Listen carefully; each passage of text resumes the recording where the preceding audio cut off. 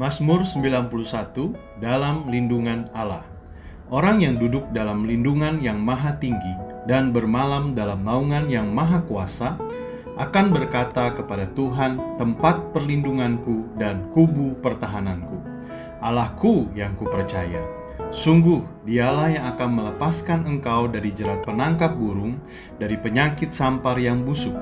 Dengan kepaknya ia akan menudungi engkau, di bawah sayapnya engkau akan berlindung, kesetiaannya ialah perisai dan pagar tembok.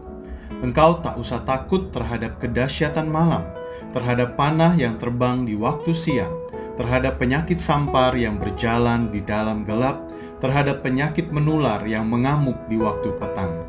Walau 1.000 orang rebah di sisimu dan 10.000 di sebelah kananmu, tetapi itu tidak akan menimpamu.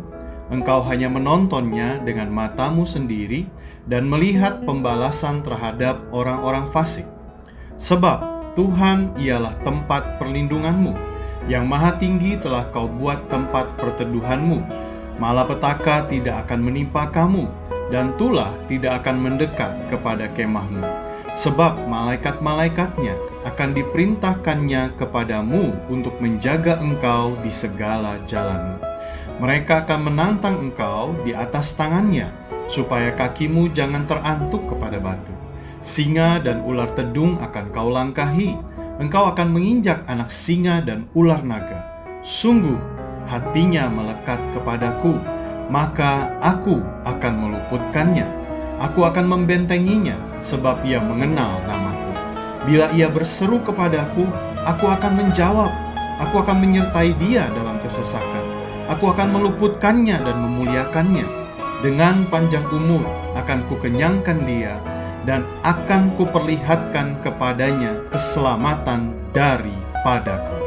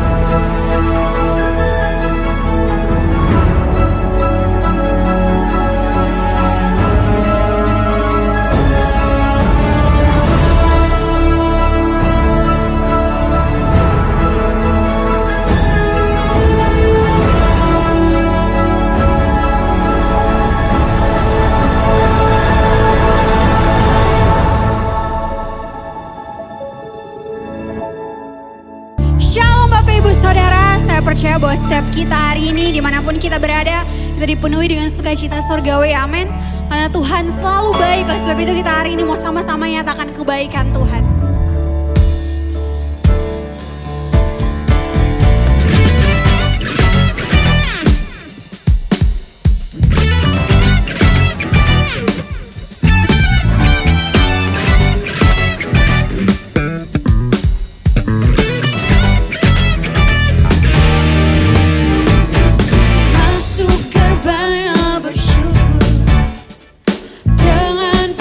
Pujian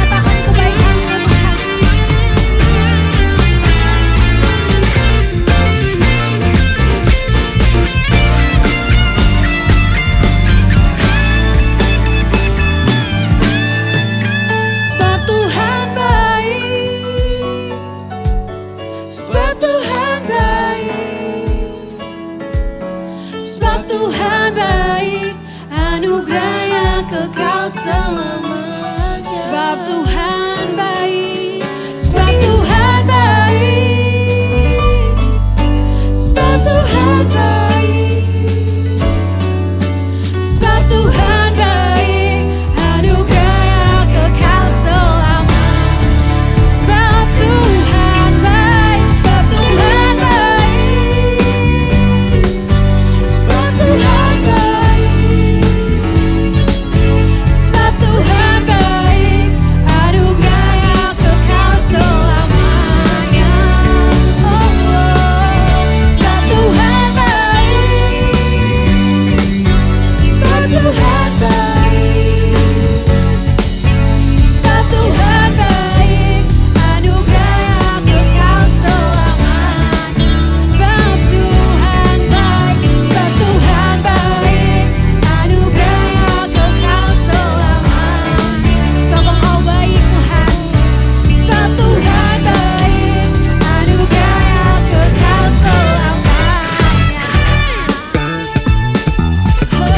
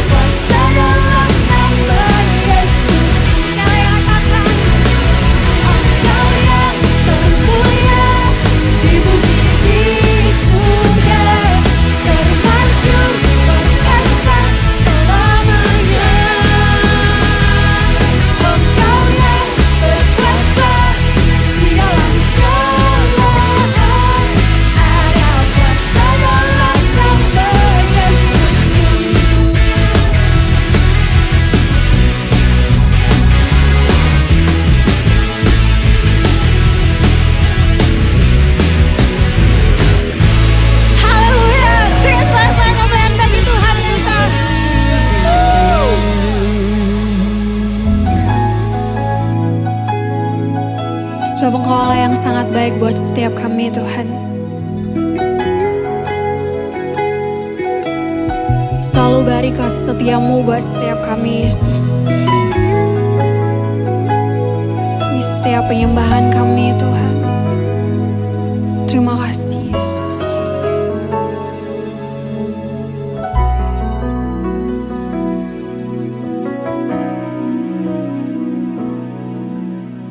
Yesus, kau sungguh baik. Yesus, namamu indah. Yesus, ku cinta kau selalu. Ku tinggikan, ku agungkan selamanya. Yesus, kau sungguh baik. Yesus, namamu indah. Yesus, ku cinta kau selalu. Ku tinggikan, ku agungkan selamanya.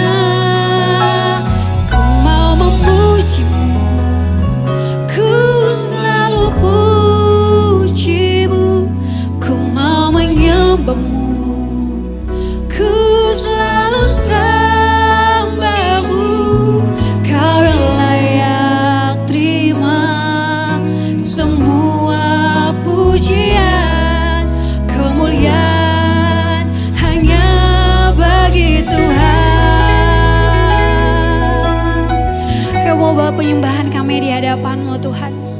Sebab Engkau yang terlalu baik buat setiap kami Yesus.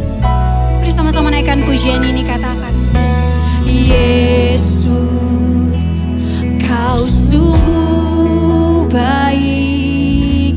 Yesus, namamu indah. Yesus, ku cinta kau selalu. Ku tinggikan, ku agungkan selamanya. Panggil namanya Yesus. Yesus, kau sungguh baik. Yesus, Yesus, namamu indah. Yesus, ku cinta kau selalu. Ku tinggikan, ku agungkan selamanya.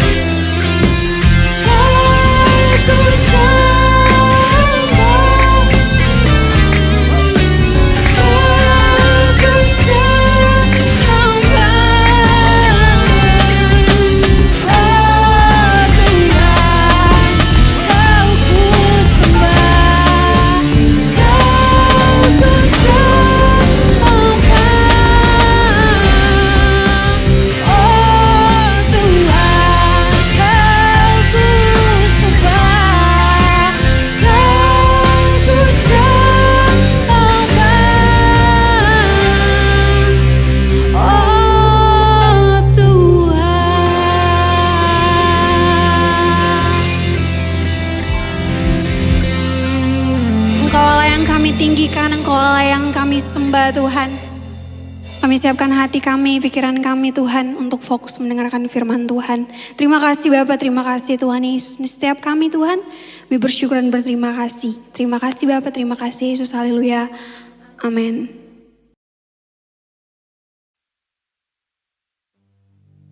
Shalom semuanya. Alkitab berkata, Yesus mati karena dosa-dosa kita. Dia dikuburkan, tetapi pada hari yang ketiga, Dia dibangkitkan. Haleluya! Setelah Tuhan Yesus bangkit, selama 40 hari Tuhan Yesus menampakkan diri kepada lebih dari 500 murid-muridnya untuk membuktikan bahwa Dia hidup. Setelah memberikan pesan terakhir seperti yang terdapat dalam Kisah Para Rasul 1 ayat 8, maka dengan disaksikan murid-muridnya, Tuhan Yesus terangkat ke sorga. Saya percaya kalau kita berada di sana waktu itu, kita pasti akan sama dengan murid-murid Tuhan Yesus yang melihat bahwa Tuhan Yesus bertambah tinggi. Ketika mereka melihat ke bawah, ternyata kaki Tuhan Yesus sudah tidak menyentuh tanah lagi.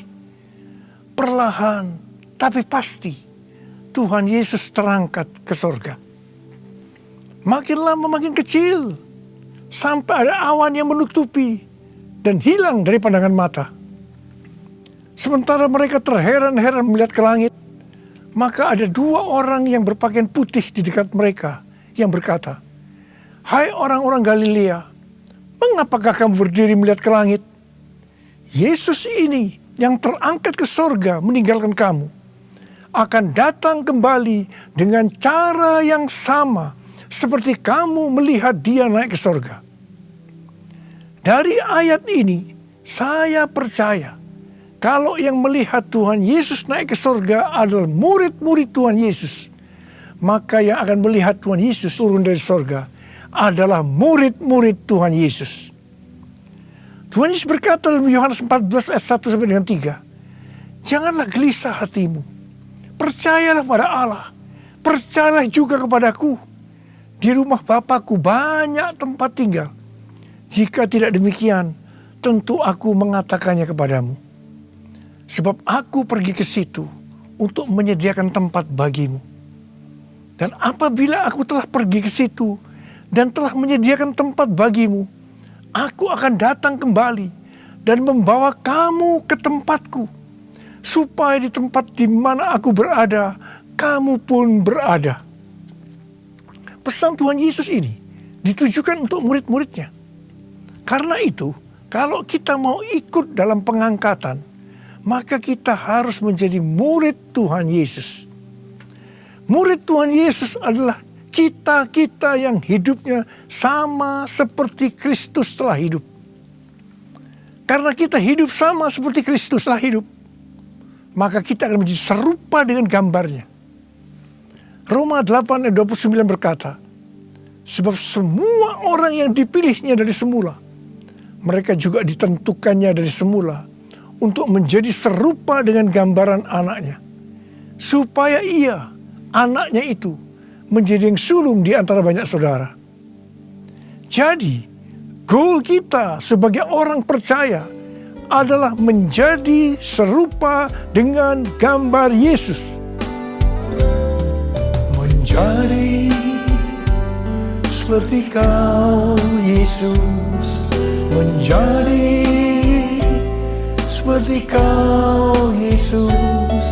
Menjadi sempurna dalam seluruh hidupku. Menjadi seperti Kau, Yesus. Menjadi seperti Kau, Yesus. Menjadi sempurna dalam seluruh hidupku.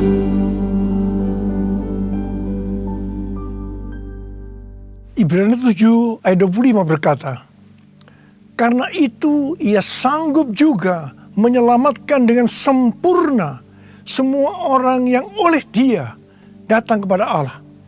Sebab ia hidup senantiasa untuk menjadi pengantara mereka. Tuhan Yesus di sorga menjadi pengantara kita. Artinya sebagai pendoa syafaat bagi kita, supaya kita selamat secara sempurna. Kalau kita berbicara tentang keselamatan, maka ada 3 hal yang harus diperhatikan. Yang pertama, bisa kehilangan keselamatan. Yang kedua, hampir-hampir tidak diselamatkan. Yang ketiga, selamat dengan sempurna. Orang yang sudah percaya bisa kehilangan keselamatan. Matius 7 ayat 21 sampai dengan 23 berkata, bukan setiap orang yang berseru kepadaku, Tuhan, Tuhan, akan masuk ke dalam kerajaan sorga, melainkan dia yang melakukan kehendak Bapa-Ku yang di sorga. Pada hari terakhir, banyak orang akan berseru kepadaku, Tuhan, Tuhan, bukankah kami bernubuat demi nama-Mu, dan mengusir setan demi nama-Mu, dan mengadakan banyak mujizat demi nama-Mu juga. Pada waktu itulah, aku akan berterus terang kepada mereka dan berkata, aku tidak pernah mengenal kamu. Enyahlah daripada aku, kamu sekalian pembuat kejahatan. Ini merupakan peringatan bagi hamba-hamba Tuhan yang sedang dipakai oleh Tuhan, agar pelayanan yang diberikan oleh Tuhan itu semata-mata hanya untuk menyatakan kemuliaan-Nya, bukan untuk kemuliaan diri sendiri, bukan untuk mencari keuntungan pribadi, bukan untuk popularitas, di mana ini semua bisa mengakibatkan hilangnya keselamatan. Contoh seorang murid yang kehilangan keselamatannya adalah Yudas. Yudas mengikut Yesus begitu lama.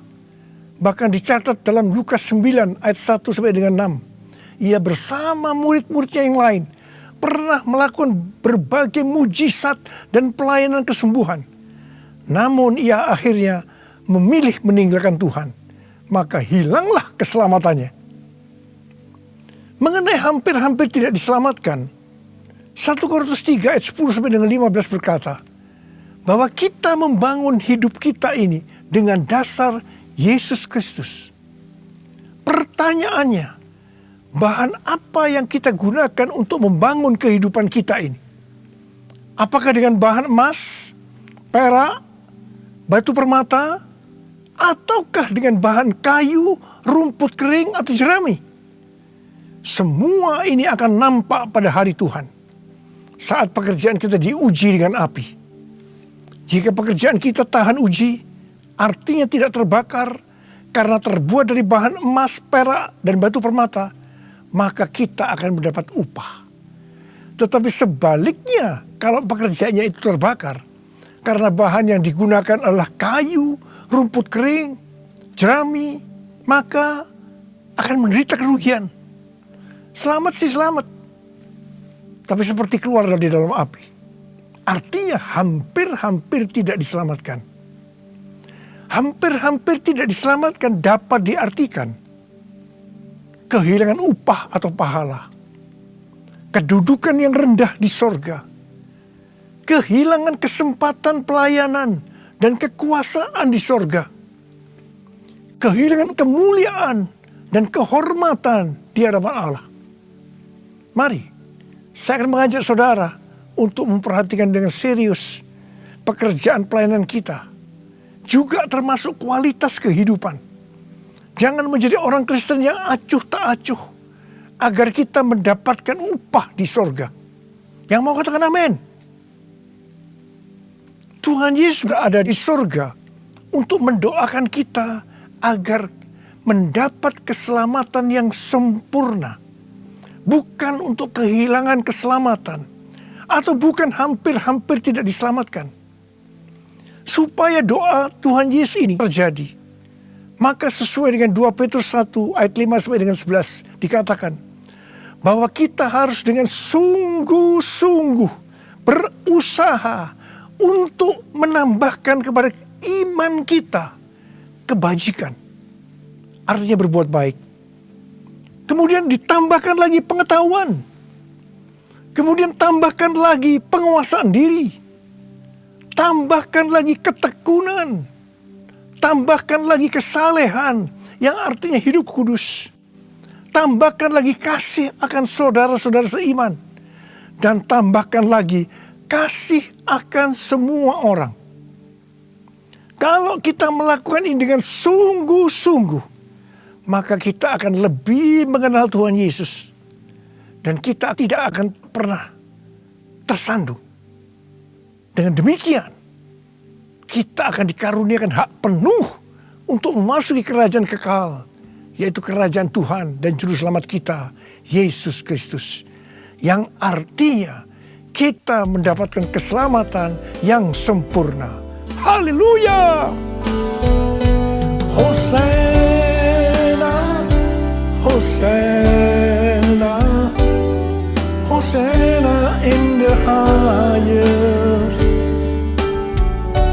Hosana, Hosana, Hosana in the highest. Hosana, Hosana, Hosana in the highest. Hosana, Hosana, Hosana in the highest. Hosana in the highest. Hosana in the highest.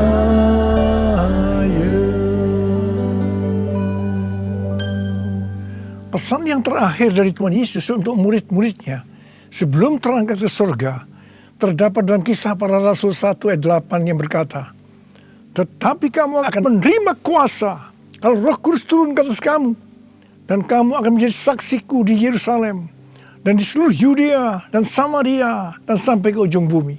Setelah memberikan pesan yang terakhir itu, Tuhan Yesus naik ke surga. Setelah itu, apa yang dilakukan oleh murid-muridnya? Mereka pergi ke Yerusalem dan berkumpul di ruang atas atau kamar loteng. Mereka melakukan ini karena Tuhan Yesus yang menyuruh mereka agar tidak meninggalkan kota Yerusalem, karena mereka akan diperlengkapi dengan kuasa dari tempat tinggi. Tuhan Yesus berkata, sebab Yohanes membaptis dengan air, tetapi tidak lama lagi kamu akan dibaptis dengan Roh Kudus. Murid-murid yang berkumpul berjumlah sekitar 120 orang.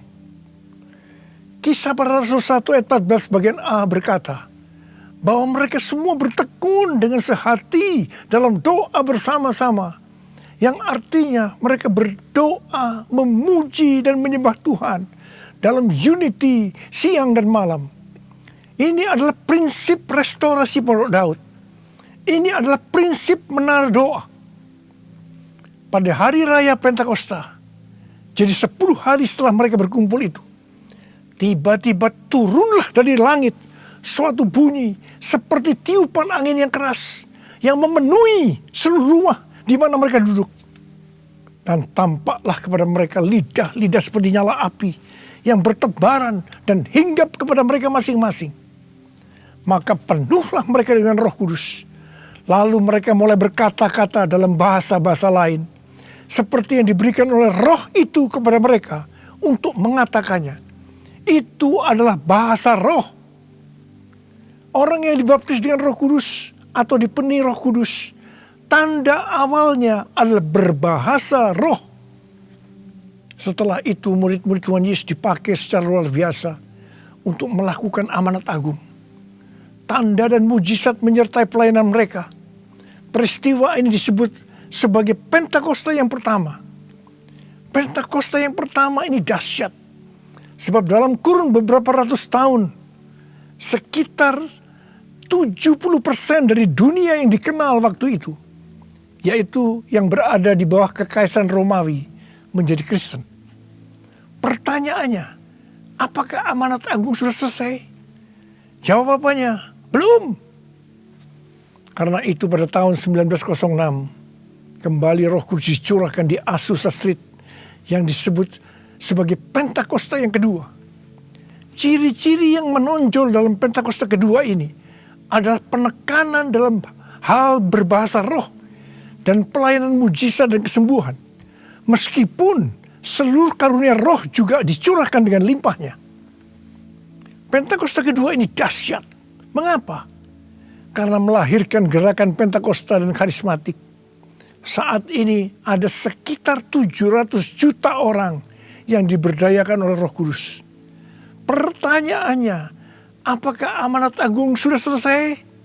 Jawabannya, belum.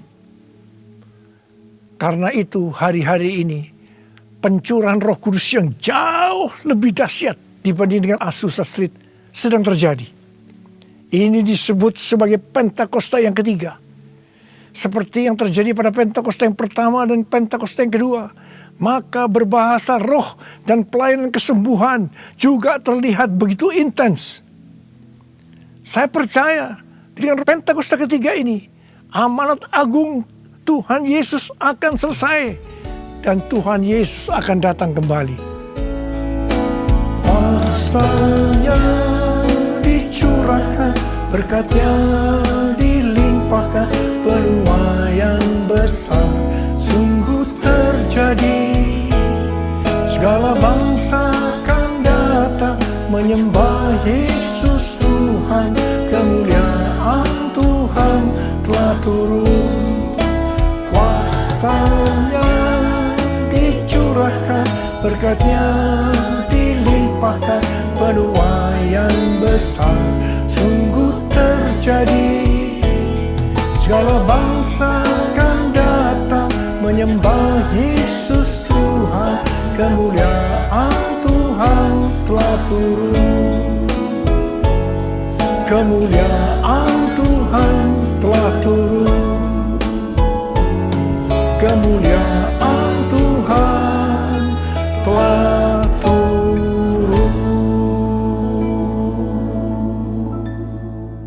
Rasul Paulus berkata dalam 1 Korintus 14 ayat 5a, aku suka supaya kamu semua berkata-kata dengan bahasa roh. Selain itu dalam 1 Korintus 14 ayat 18 Rasul Paulus juga berkata, aku mengucap syukur kepada Allah bahwa aku berkata-kata dalam bahasa roh lebih daripada kamu semua. Saya sangat mengaminkan apa yang dikatakan oleh Rasul Paulus ini. Dan saya juga berdoa agar apa yang dikatakan oleh Rasul Paulus ini juga terjadi pada kita. Yang percaya katakan amin. Apa yang terjadi kalau kita berbahasa roh? Yang pertama, kita akan lebih berani bersaksi tentang Yesus. Kita ingat Petrus, di mana sebelum dia dibaptis Roh Kudus dengan tanda awal berbahasa roh, dia pernah menyangkal Yesus sebanyak 3 kali sebelum ayam berkokok. Setelah dibaptis Roh Kudus dan berbahasa roh, dia berani bersaksi tentang Tuhan Yesus. Tidak peduli disesah dan dipenjarakan. Yang kedua, kalau kita berbahasa roh, maka sesuai dengan 1 Korintus 14 ayat 4. Siapa yang berkata-kata dalam bahasa roh, ia membangun dirinya sendiri. Yang artinya kalau kita berbahasa roh, kita membangun iman kita. Yang ketiga, kalau kita berbahasa roh, kita akan lebih merasakan hadiratnya dan lebih intim dengan dia. Karena ketika kita berbahasa roh, kita berkata-kata kepada Allah, bukan kepada manusia. Yang keempat, kalau kita berbahasa roh, kita akan berdoa lebih lama lagi. Yang kelima, sesuai dengan 1 Korintus 14 ayat 14 sampai dengan 15 yang berkata, sebab jika aku berdoa dengan bahasa roh, maka rohkulah yang berdoa, tetapi akal budiku tidak turut berdoa. Jadi, apakah yang harus kubuat? Aku akan berdoa dengan rohku, tetapi aku akan berdoa juga dengan akal budiku. Aku akan menyanyi dan memuji dengan rohku, tetapi aku akan menyanyi dan memuji juga dengan akal budiku. Jadi, kalau kita menghendaki agar roh kita berdoa, menyanyi, dan memuji, maka kita harus berbahasa roh. Sedangkan kalau dengan akal budi atau jiwa, maka kita harus menggunakan bahasa yang kita mengerti. Mari, bagi yang mau melakukan, katakan bersama saya, amin. Saya berdoa buat saudara. Ada berapa banyak di antara saudara yang merindukan untuk bisa berbahasa roh? Angkat tangan saudara. Yang kedua, ada berapa banyak di antara saudara yang sekarang sudah berbahasa roh, tetapi saudara merasakan saudara tidak penuh Roh Kudus? Angkat tangan saudara. Sekarang saya mau berdoa buat saudara. Mari, nyanyikan ini bersama-sama saya.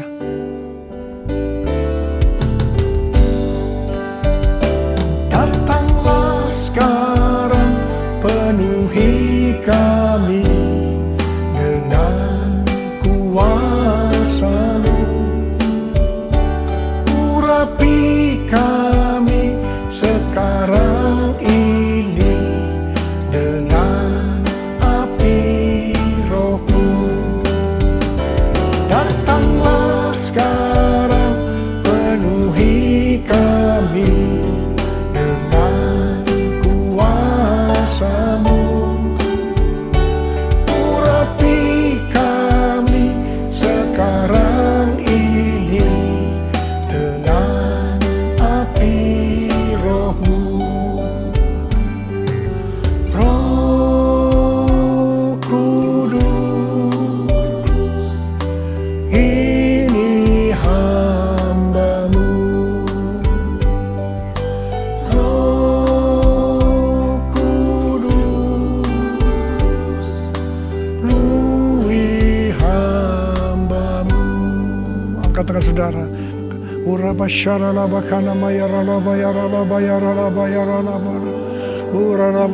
Tuhan, berikan bahasa-bahasa yang baru bagi mereka yang merindukan untuk berbahasa roh, Tuhan. Berikan bahasa-bahasa yang baru buat mereka, ya Tuhan. Kau melihat anak-anak-Mu yang mereka rindu untuk dipenuhi dengan Roh Kudus hari-hari ini. Mereka sudah berbicara bahasa roh, tapi mereka merindukan dipenuhi Roh Kudus. Dipenuhi, terima, penuh Roh Kudus. Dipenuhi Roh Kudus, dipenuhi Roh Kudus, terima. Oh,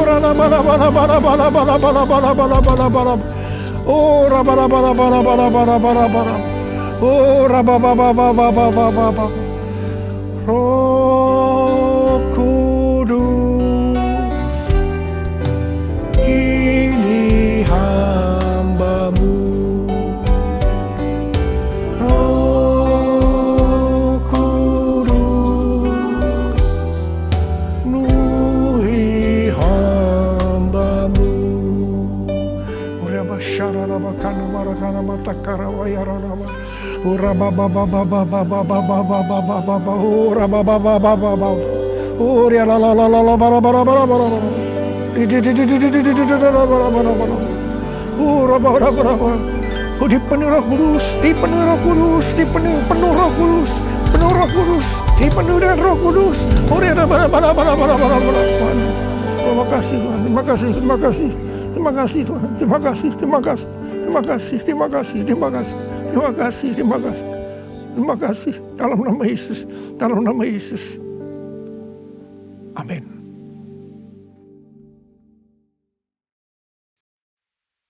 Mari saudara-saudara, kita akan masuk dalam perjamuan kudus. Kita akan mengingat ayat ini. Sebab setiap kali kamu makan roti ini dan minum cawan ini, kamu memberitakan kematian Tuhan sampai Ia datang. Perjamuan kudus adalah perjamuan Tuhan Yesus sendiri. Setiap kali kita masuk dalam perjamuan kudus, Tuhan Yesus selalu berkata, biarlah ini menjadi peringatan akan daku.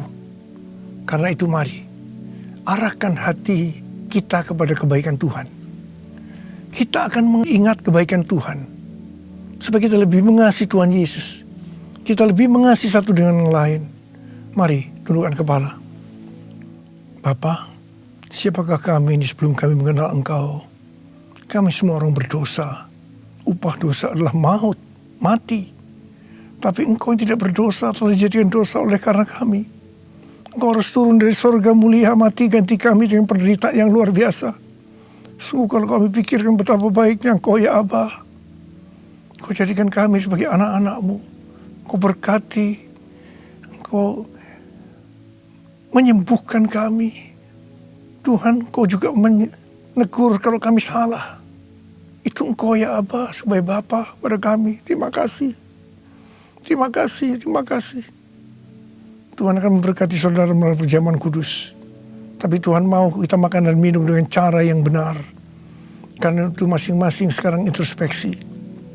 Lihat keadaan diri masing-masing. Kalau ada dosa yang Tuhan ingatkan, kita selesaikan. Langsung minta ampun. Ampuni saya Tuhan. Ampuni saya. Ampuni saya Tuhan. Ampuni.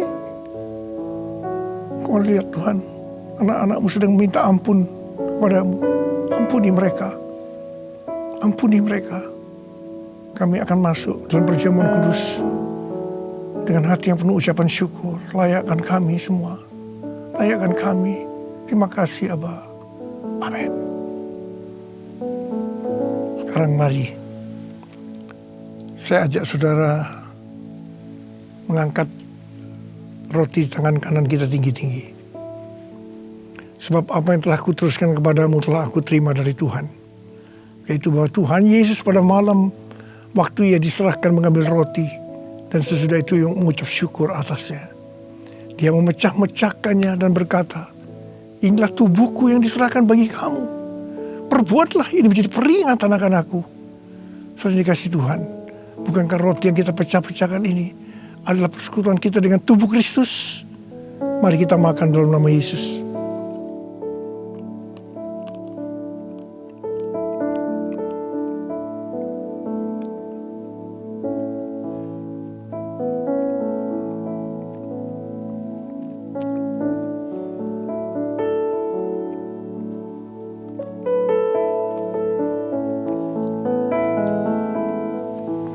Mari angkat cawan di tangan kanan kita tinggi-tinggi.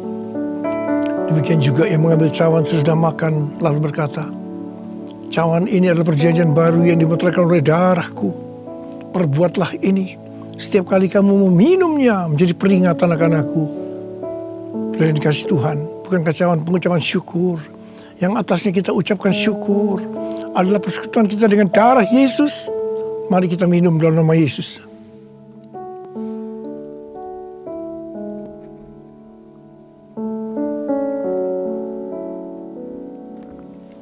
Mari angkat tangan kita.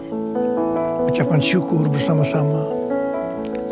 Ucapkan syukur dan terima kasih dengan suara. Jangan diam. Tuhan terima kasih. Tuhan terima kasih ya Tuhan.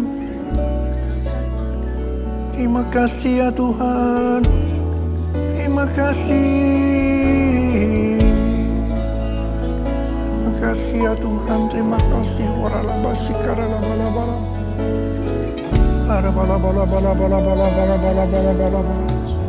Tuhan, berkatilah anak-anak-Mu ya Tuhan. Kau lihat mereka membutuhkan pertolongan Tuhan. Kau menyembuhkan yang sakit. Kau memberikan mujizat pada mereka yang memerlukan kesembuhan dan mujizat angkat tangan saudara. Dalam nama Yesus, sembuh dalam nama Yesus, sembuh dalam nama Yesus. Terima mujizat Tuhan, sembuh dalam nama Yesus. Sembuh dalam nama Yesus. Aku perkatakan hai COVID-19, Omikron, dan varian-varian lainnya, krisis ekonomi. Dalam nama Yesus, diam, tenanglah. Diam, tenanglah. Diam, tenanglah. Tuhan terima kasih. Tuhan terima kasih. Engkau menjaga semua anak-anak-Mu. Hamba berdoa tidak ada yang berkekurangan ya Tuhan. Semua dicukupkan. Malah berkelimpahan dalam pelbagai kebajikan. Terima kasih. Terima kasih. Terima kasih. Terima kasih Yesusku. Terima kasih Yesusku. Puji syukur hanya bagi Tuhanku. Terima kasih Yesusku. Terima kasih Yesusku. Puji syukur hanya bagi Tuhanku. Terima kasih Yesusku. Terima kasih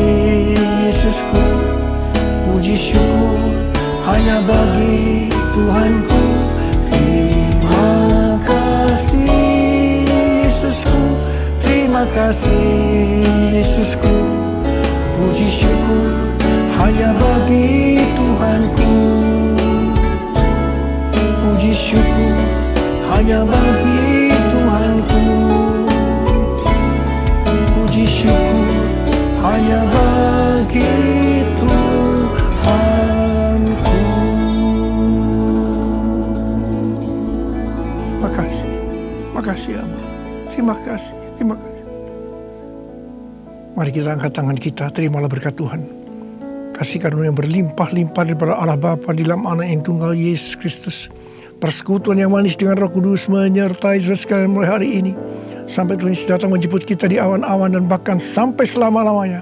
Yang percaya bersama-sama katakan, amin. Apa yang dimaksud dengan Pentakosta ketiga? Pentakosta ketiga adalah pencurahan Roh Kudus yang dahsyat di zaman sekarang melebihi yang terjadi di Azusa Street. Pentakosta ketiga akan mengakibatkan penuaian jiwa yang terbesar dan yang terakhir sebelum Tuhan Yesus datang kembali. Pentakosta ketiga akan membangkitkan generasi Yeremia, yaitu anak-anak muda yang dipenuhi Roh Kudus, cinta mati-matian kepada Tuhan Yesus, tidak kompromi terhadap dosa, dan akan bergerak untuk memenangkan jiwa. Pentakosta ketiga lahir di Indonesia dan bergerak ke bangsa-bangsa. Gerakan ini dari timur ke barat dan akan kembali ke Yerusalem. Pentakosta ketiga akan memberikan kuasa untuk menyelesaikan amanat agung, dan setelah itu Tuhan Yesus datang kembali.